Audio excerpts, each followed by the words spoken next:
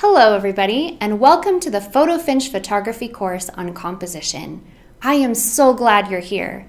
My name is Miss Ernie, and I'll be helping teach you through each lesson in this course. You ready to get started? Let's do it. The word compose means to put things together. In photography, composition is all about how the photographer puts together the things they see to make their pictures interesting and creative. This first lesson is all about light. You can find a copy of the lesson and the examples in the photography lessons folder. Now you might be thinking, what's the big deal about light? But did you know that without it, photography wouldn't even exist? Think about it. If it was always dark, you wouldn't be able to take any pictures. When you turn on a light, like a lamp, the light fills up the space that it's in.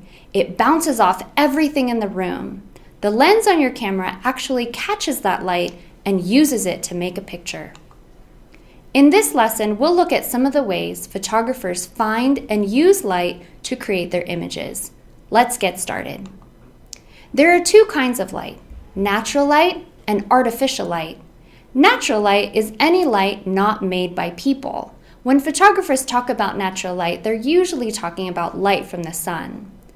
Artificial light is light that is made by people. This includes light from light bulbs, fire, candles, flashes, flashlights, anything that can be made by a person. We'll also talk about light that comes from different directions. There's backlighting, front lighting, and side lighting. And we'll talk about direct and indirect light. All right, let's start with backlighting. When you take a picture of someone or something and the light is behind them, that's called backlighting. Take a look at this chart. The subject is a person or thing that you're taking a picture of.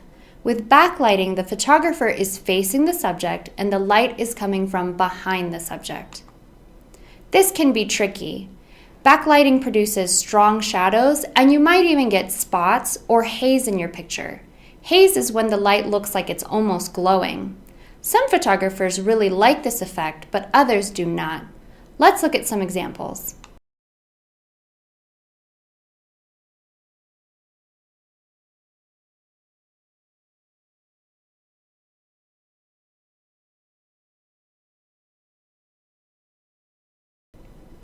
Now let's talk about front lighting. This is the opposite of backlighting. The light comes from in front of the subject. Look at this diagram. You should know that the diagram shows that the light is coming from behind the photographer, but front lighting can also include light where the light is between the photographer and subject, like in a studio.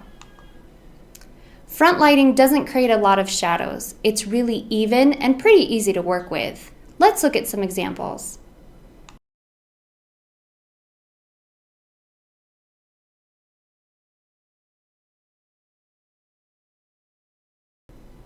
The last kind of directional light we'll talk about is called side lighting. This is when light comes from only one side of the subject. This kind of light creates great shadows and really shows the shape and textures in a picture. Let's look at some examples.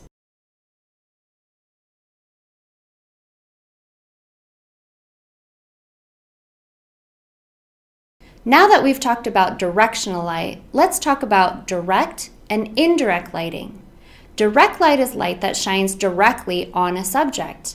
It's really dramatic, but it can also be challenging because where the light is shining can be really bright and the shadows can be really dark. Look at these examples.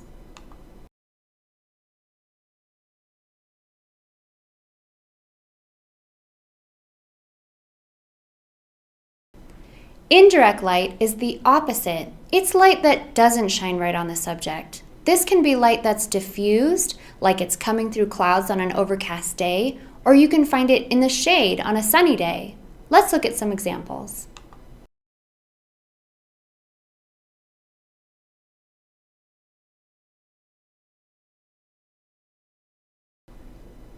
Okay, everybody, that's the end of the lighting lesson. That was a lot of info.